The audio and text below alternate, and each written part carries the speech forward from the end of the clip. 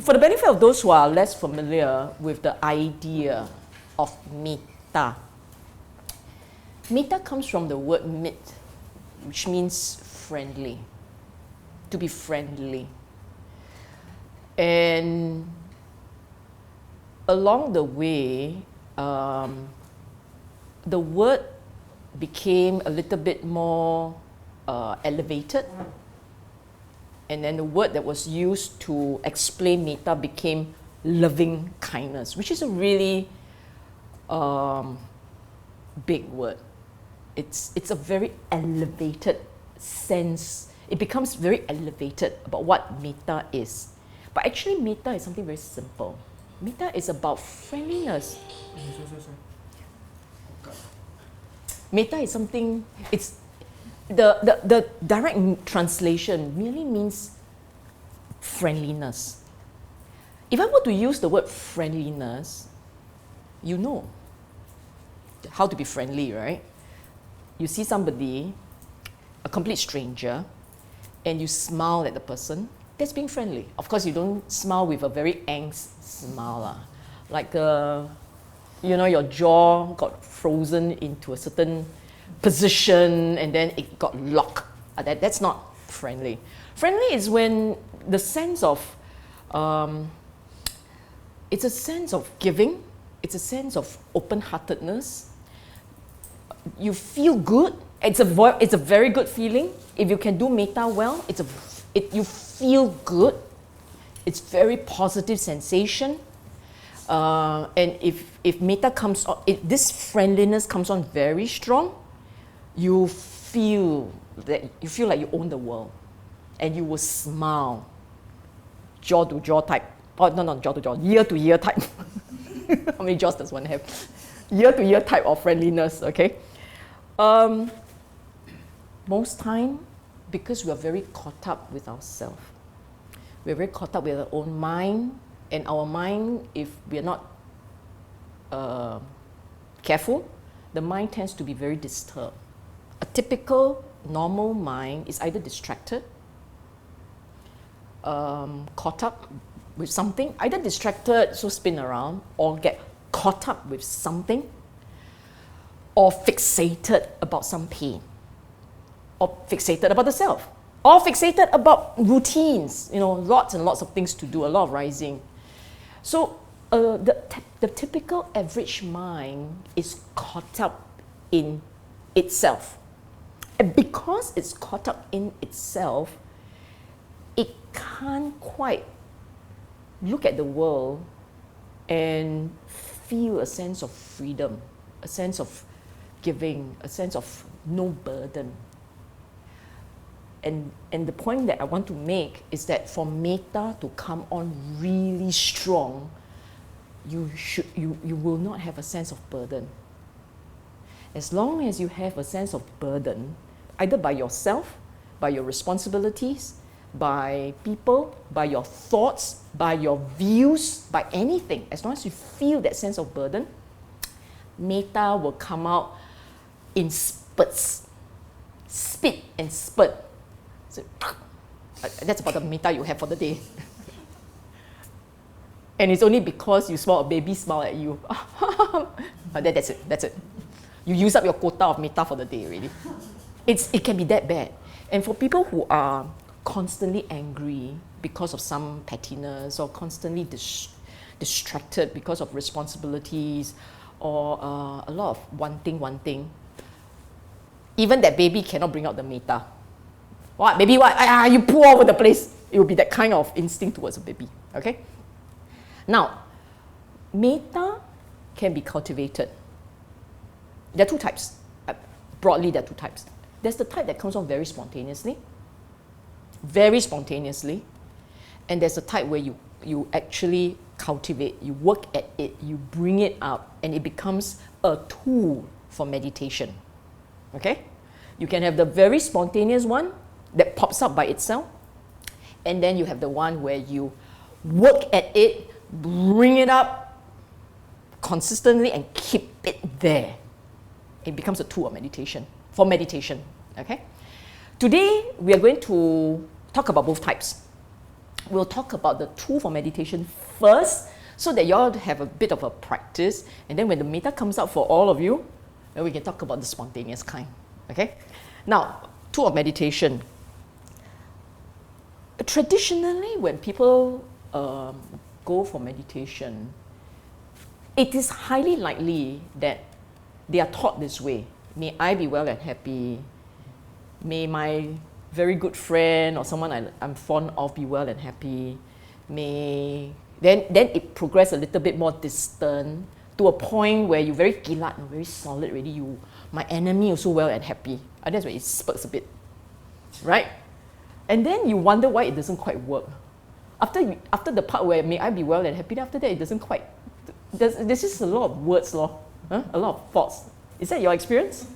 That's words. A lot of words. Then people will say that, hey, imagine that you're holding a baby, you know. I don't know why they always use baby, the poor baby. They always use the baby as the object. And then they say, you look at the baby and you think about all the goodwill and kindness. Actually, they ask you to do that because the assumption is that when the normal adult, and the assumption is you're normal, so the normal adult looking at a baby feels love towards the baby. Normal, because you can be abnormal and you don't like babies. Possible. Can. Cat, you want cat? Also can. So cat. Okay, you want cat, puppy, kitten, anything you like is okay. Okay? As long as it is an object that is supposed to bring out for you. That's the traditional way they do it. And then they say, okay, now that you are familiar with this feeling of friendliness, then you say, may I be well and happy, right? And then you start, may I be well, may my mind be well and happy, and so on and so forth. Then it goes on, a lot of words. The Buddha's method, the one that he taught his monk how to bring up metta, is very different. And this was the way, if you're not familiar with the story, how this thing came about, there was a story behind it. A group of monks decided that they wanted to go to the forest to meditate. And initially it was okay, but after a while, the forest beings, the residents of the forest, the folks of the forest, decided that they can't, all these monks are here, they're in the way, you know. Then they got very annoyed with the monks. They started scaring the monks. So the monks all ran away, ran back to Buddha. And then Buddha said, no. If you can emit metta, then these beings will welcome you to be there. So then the Buddha taught them this method of meditation for them to be able to share with these forest beings. And then the forest beings were so pleased, they left them alone, even help out. Sometimes they even help out the monks. So that was quite sweet, okay? Nice story, nice ending to a nice story. Okay, now, just look at the English. Thank you. If you look at the English words, okay? I have my own, you all look up there. You look at that first line, just that first phrase. It says, one skill in good. The very first stanza says, one skill in good. What does it mean? Remember, every line counts. In the Buddha's teaching, every line counts. The very first phrase tells you that this is a method for meditator. And it is a practitioner who is already skilled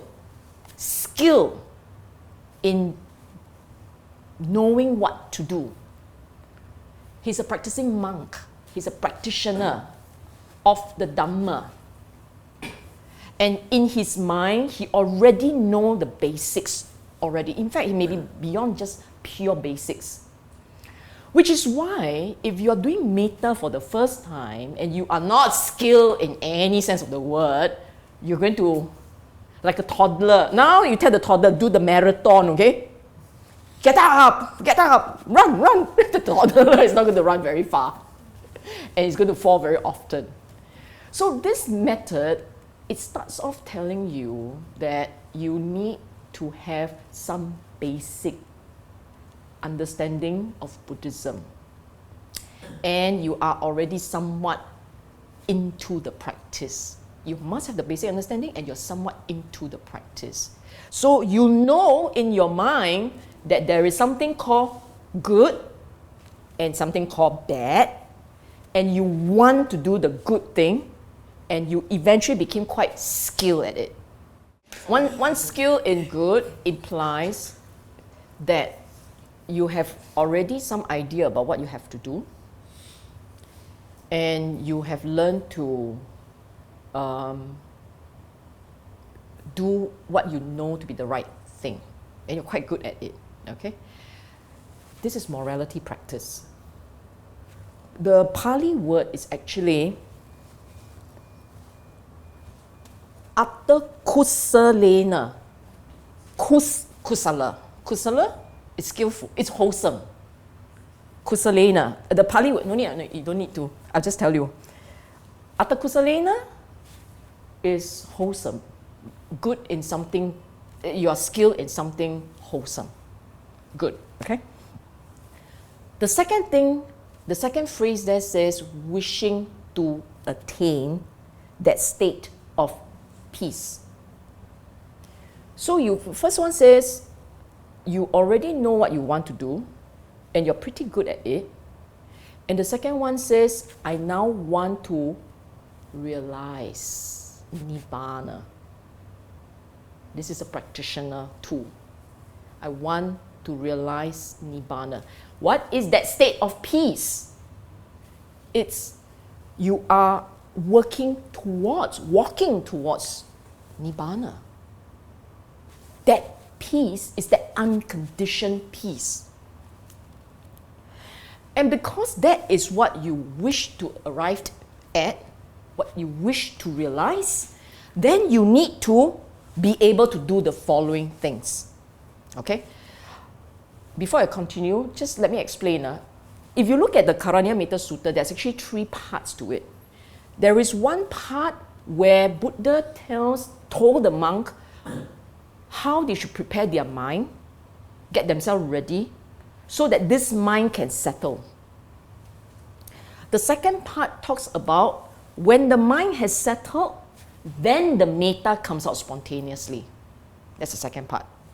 Then the third part says, and now that the metta is all out, what's the next stage of the development?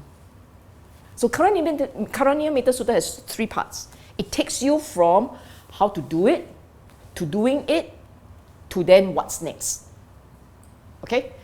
So right at this point, at this start point is how to do it.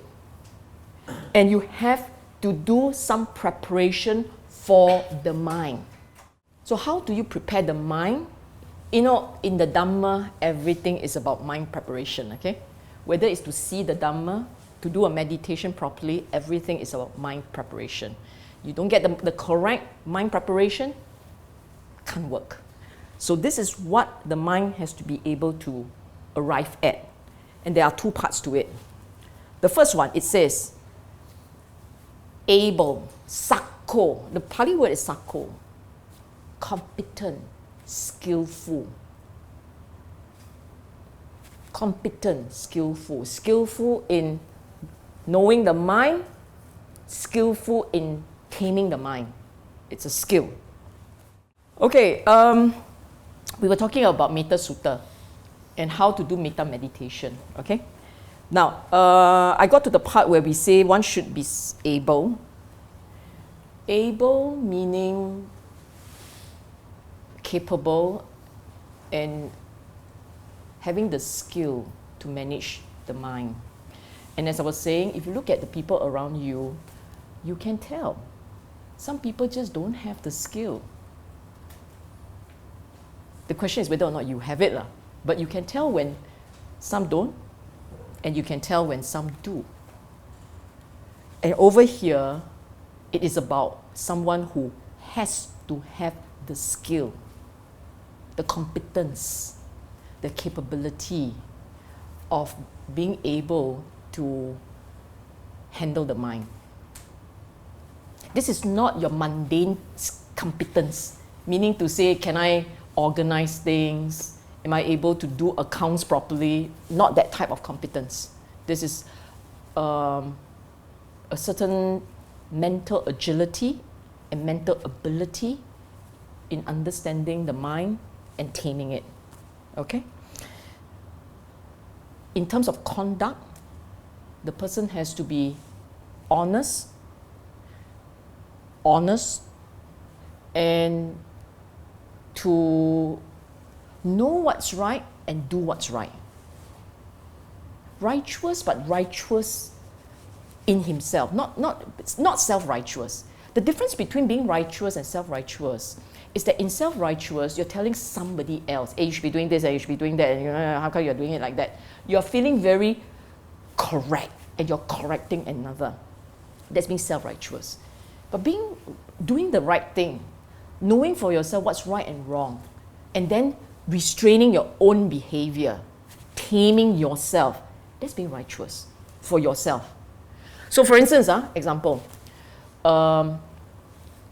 taking what's not given, which is my favorite example. Taking what's not given, right? If you are practicing correctly, you will understand that it is not about the rules, which says you cannot steal. It is about the mind, which tends towards being greedy.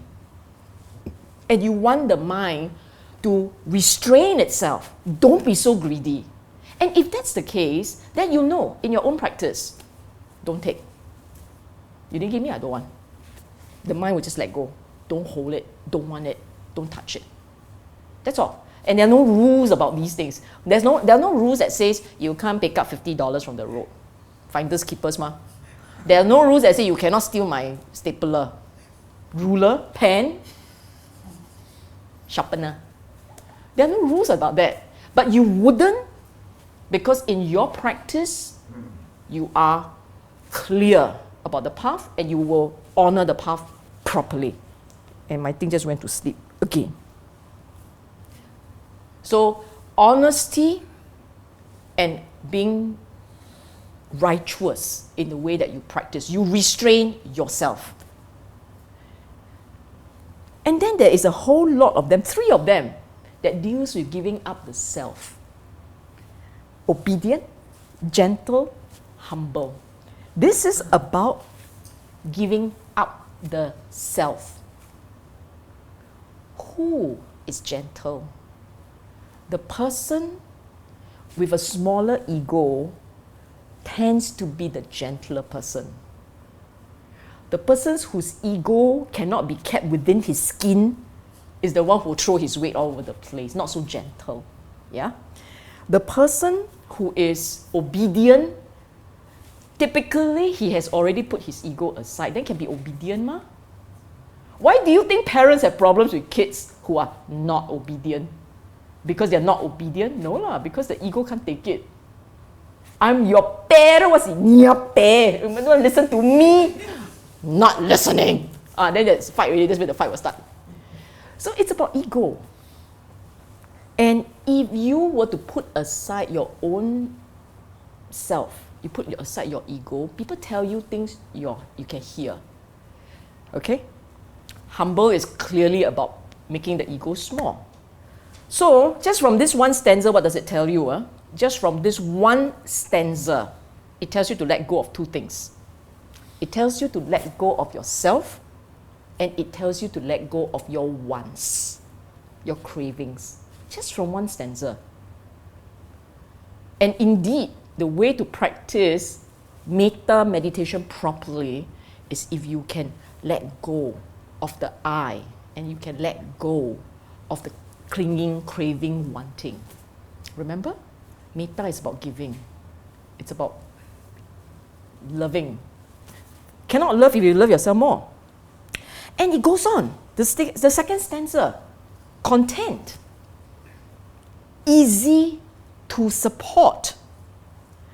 Content and easy to support means in your mind, there's not a lot of wants. If you have a lot of want, you are never contented.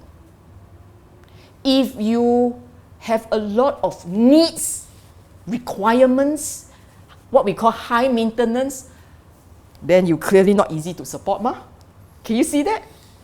So the practitioner must internalize that you want to practice metta meditation, you got to let go.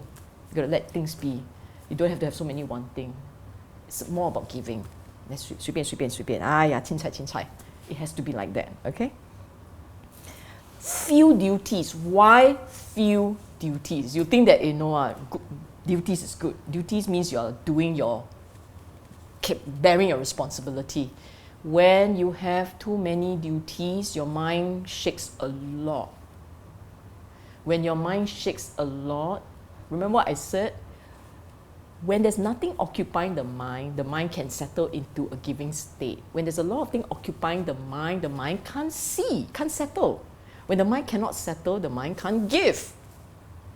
So when you have a lot of responsibility, what you have is a lot of stress. And if you have a lot of stress, how are you going to have metta? Metta comes out only when you feel like you own the world. So the world does its own merry thing, you're not responsible for doing anything for the world. Well, just let it be. Whereas if you have half the time, I got to do this and I got to do that and I got to check this, my checklist is very long. Now my checklist is longer than me being able to cross out. The mind is too focused, too caught up. No metta, not possible. Okay? Living lightly it's a further elaboration of the point about taking things easy. Taking things easy, okay?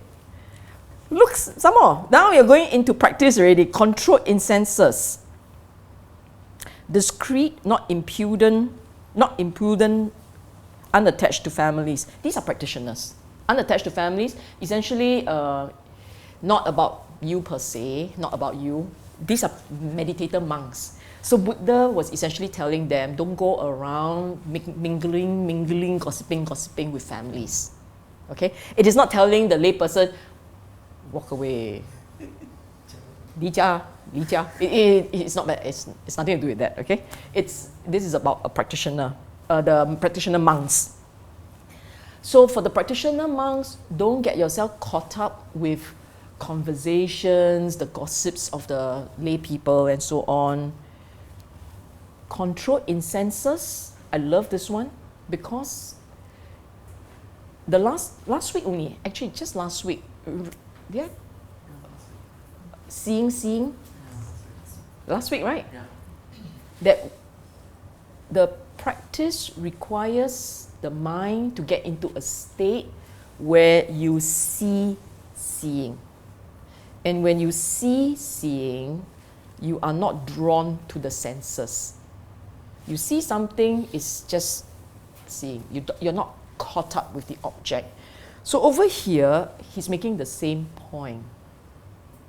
That you are controlled in the senses means you are seeing, hearing. You are aware, you are mindful, you are not attached. You don't hold on. So sound is just sound, sight is just sight. Smell comes and goes. Likewise for taste. Whatever that you taste, it comes and it goes. So you maintain a certain distance to the object of experience. If you can maintain that distance to the object of experience, you are not caught by the object, you don't get drawn into the object, you are not attached to the object. If you can maintain that distance to any sense object, then that period when you maintain the distance, the mind is quiet, and the mind is light, and the mind is calm. And you can have as much metta as you want. Okay? Discreet, not impudent. The mind is not caught up, talking, being committed to things. It stays independent, stays free. Don't get caught up. Okay? Third stanza. So strict, you wouldn't do anything wrong which the wise might censure. This is not public opinion. A very specific word here, the wise. Who are the wise? In the Buddha's context, the wise are the realized ones, the realized practitioner. So if the realized, basically, it's a case where an action that you undertake is going to get you, your mind, more caught up with lobha, greed, dosa, anger, or moha. Any choices that you make that end up with more lobha, more dosa, more moha, those choices would be considered ill-advised, not good choices, not skillful choices. Example, suppose, let's say, you get into some conflict with people, okay? Some differences. Parking lot, okay, parking lot conflict. Both of you fighting over one lot. If you're a practitioner, you will walk away. Sudah, you have it, move on. Okay? If you're a non-practitioner, you're going to just stand out there and refuse to budge. And if you're a really bad person, he goes off, you go step his car. This is really mean, right? But if you're a practitioner, you just walk away. Your mind just let it go. It's okay, it doesn't matter. You move on. A wise choice is when you choose not to fight. You choose to let the anger go. You choose to forgive. You choose to forget. You choose to give as opposed to take. And this one is the slightest wrong. Slightest wrong, forget about the word wrong. It's not right or wrong. It's skill or not skill. It goes down to a level where, you know how our mind, say for instance, you like ice cream, okay? And the mind keep going back to ice cream. Every night must eat ice cream. Every night must eat ice cream. Yeah, they don't know how fat it is to eating ice cream. Every night must eat, okay? But it's very subtle. It's actually very subtle. It's just ice cream. There's nothing wrong. But then at some point you realize that even this holding on to the ice cream, right? The every nightly ice cream activity, even holding on to it is a form of attachment. You know that. You realize that. And then you begin to let it go. You begin to change your habit. You begin to stop. So in the past, it was 7 times a week, twice a night. Along the way, it became once a week. And then maybe once a month. And then, you see, and really no more. It stopped. The slightest means you are so aware of what's in your mind that even the slightest twitch of craving, you know. And you can choose to go along with that, or you can choose to stop it. And if your practice is very mature, you will choose to stop it. If your practice is still relatively young, then the temptation is to just give in. Nothing wrong with it. I'm just saying that it's a choice. The more mature your practice is, the stricter you are going to end up being. You're basically saying, no lah, no need. Giving in to all these temptations is just going to create all kinds of problems. Let it go. But the more mature you are, the better you are handling that lah. But we're all very young, right? We're all very young. So when we're very young, then we don't handle it quite like that, very fierce. Like that feels like a parent caning, or yeah. So you don't do it that fierce. You do it in a more gentler way. So you say, okay lah, I don't take ice cream every night, twice a night lah. I will do it once every day, but once only. And then over time, you start to let it go. You do it slowly. Yeah? And when you do it slowly, it feels better. Some people, mind you, some people can be very strict about themselves. It's not strict about others, it's about yourself. So some people can be very strict about themselves. So they say, no, cut is cut. That's it. Some people like that one, I can see a few. Some people like that. Most people not like that one. Most people is, never mind, panchan a bit. Most people are like that, okay? So if whatever, it's your choice. But the more mature you are as a practitioner, the more you are likely to be stricter.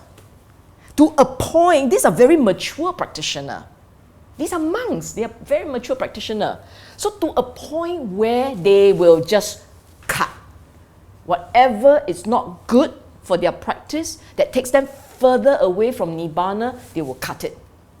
Okay? So they will not take the ice cream, because the ice cream will cause the mind to crave. They just cut it. Then the rest of us, not so mature, still hankering after that poor ice cream.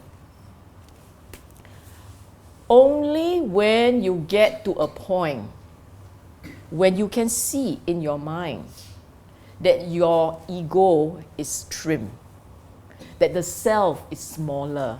You can do that, by the way. You make yourself, tell yourself that this ego, it's very unhealthy. This sense of self and I and entitlement is very unhealthy. You keep telling yourself that. It will reach a point when the mind agrees with you. Yes, the ego is very unhealthy. Some of you already like that. In fact, there are many of you here, sitting down here, who actually say the ego is very unhealthy. Yes? Yeah. I like you so much, Stephen. You're nodding so hard. Yeah. But some of you are already like that. So because you are already like that, you understand exactly what I mean when I said the ego is unhealthy. The craving, some of you are already beginning to drop, let go, don't hold on so much to this, able to let be and so on. Get anger come out, never mind. You already can see yourself changing. If you don't see yourself changing, we need special tuition classes for the Metta. But if you see yourself already changing, if you see yourself with the ego shrunk, with the craving reduced, if you see yourself doing that already, the rest will come easier. And this is part 2. This is where part 2 comes in.